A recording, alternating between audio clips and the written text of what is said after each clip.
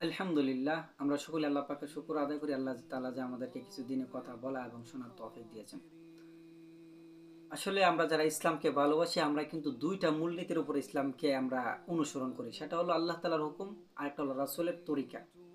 আর আল্লাহ যে হুকুমগুলা করছেন, সেটাকেই রাসূলের তরিকার মধ্যে আমরা আদায় করি, তাই না? আমরা পালন করি। যেমন নামাজ, আল্লাহর হুকুম, রাসূলের তরিকা অনুযায়ী আমরা কি করি? পালন করি।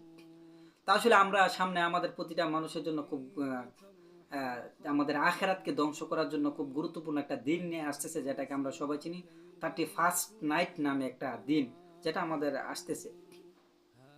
তো সেই জায়গাতে আমাদের প্রতিটা মানুষের খুব জরুরি এই বিষয়টা জেনে রাখা, যে আসলে আমরা যারা কোরআন হাদিসের মূলনীতি বুঝি, যে আমরা কোরআনটাকে কিভাবে অনুসরণ করি, আল্লাহর হুকুম।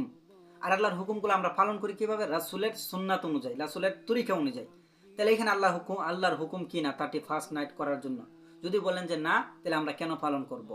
সেজন্য আমরা এটা পালন করব না। আর যদি আল্লাহর হুকুম হইতে তাহলে রাসূলের তরিকা থাকতো। সেজন্য আমরা দুনো দিক দিয়ে পাচ্ছি না। আল্লাহর হুকুম হলে রাসূলের তরিকা পাইতাম, আল্লাহর হুকুমে এটার মধ্যে নাই, তাহলে রাসূলের তরিকা কিভাবে পাবো? পাইলাম না, এটা খালি। আচ্ছা, এখন আরেকটা বিষয় আছে, যে আসলে আমরা অনেকে মাসালা বোঝার চেষ্টা করি, যে আসলে এটা কোরআন হাদিস এলাও করি কিনা। হুজুরে জিজ্ঞাসা করি, হুজুরা মাসালা কিভাবে বের করে। আজকে আপনারা যারা আমাকে শুনছেন, আপনারা সবাই আজকে 31st নাইট এটা হারাম নাকি হালাল, এই বিষয়টার জন্য আজকে যারা শুনছেন সবাই মুফতি, কথাগুলো বুঝবেন, তারপরে আপনারা ফুতোয়া দিবেন। আচ্ছা বলুন তো, 31st নাইটে কি কেউ সুবহানাল্লাহ বলে? কেউ আলহামদুলিল্লাহ বলে? কেউ কি 2 রাকাত নামাজ পড়ে? আপনারা বলবেন না। তাহলে ওইখানে কি হয়? তার মানে সুবহানাল্লাহ এটা ভালো কাজ ছিল, এটা মানুষ করে না। আলহামদুলিল্লাহ ভালো কাজ ছিল, এটাও মানুষে করে না। নামাজ 2 রাকাত নফল পড়লো, এটাও ভালো কাজ, সেটাও মানুষে করে না। তো বলে এখানে করে কি? ওইখানে যেটা হয় গান হয়, ওইখানে অবাধে মেলামেশা হয়, ওইখানে অপচয় করা হয়, ওইখানে একটা জানোয়ারের পূজা পর্যন্ত করা হয়। আমি আপনাদেরকে কয়টা বলবো? অনেক মানুষ জেনা বিবিচারও লিপ্ত হয়। তা আপনাদেরকে যদি বলে অনেক লম্বা হয়ে যাবে। এখন বলুন তো, এই যে কাজগুলো আমি যে কটা নাম বললাম, জেনা বেবিচার, অবাধে মেলামেশা, তারপর এগুলা কি কোরআন হাদিসে এলাও করে? আপনারা বলবেন না।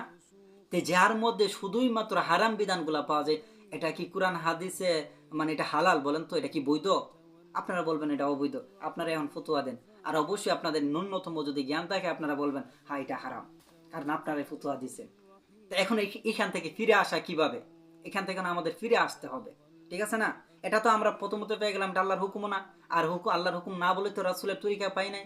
আর রাসূলের তরিকা পাই না বলো আপনারা এখন মুফতি সাহেব হয়ে আপনারা ফতোয়া দিয়েছেন, যেখানে ভালো কাজ হয় না, যেখানে হারাম বিধানগুলোই পাওয়া যায়, এটা কোরআন হাদিসে হারামই বলা হয়েছে, এটা কোরআন হাদিস এলাও করে না। সেজন্য এখন আপনারা কি করবেন? এটা থেকে কিভাবে বাঁচা যেতে পারে? এটা থেকে বাঁচার জন্য আমি যেটা বলবো, সেটা হলো আমাদের প্রত্যেকটা দায়িত্বশীল ভাইদেরকে বলবো, বাবাদেরকে বলবো, যারা দায়িত্বশীল আছেন, একজন বাবা, একজন বড় ভাই, আপনাদের প্রত্যেকেরই দায়িত্ব রয়েছে। কি দায়িত্ব?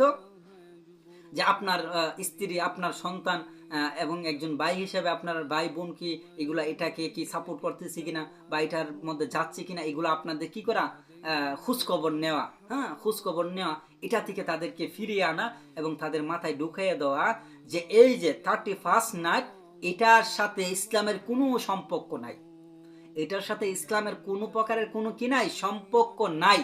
বাস, কেন? এটা হারাম।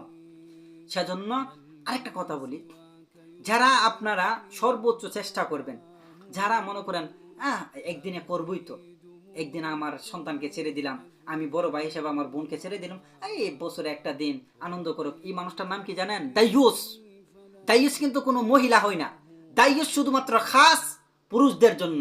পুরুষরা হয় দাইয়ুস। যারা আবেগের ছুটে বলে একদিন করব, হে হলো দাইয়ুস।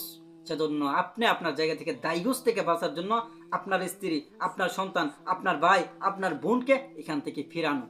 আমি আপনাদেরকে 2টা লাইন বলেই শেষ করে দেব। কোরআনের আল্লাহ বলছেন কোরআনুল কারিমে, সুম্মা লাতুসআলুন্না ইয়াউমাইদিন আনিন নাঈম, প্রতিটা মানুষকে তাকে আমি যে নিয়ামত দিয়েছি, প্রতিটা নিয়ামত সম্পর্কে আমি জিজ্ঞাসা করব। তবে আরেকটা বিষয়, কোরআনুল কারিমের এক জায়গায় আমি একটা লাইন তো এরকম পড়ছি, আল্লাহ বলেন ফাওয়া রব্বি, তোমাদের রবের কসম, লানাসআলান্নাকুম,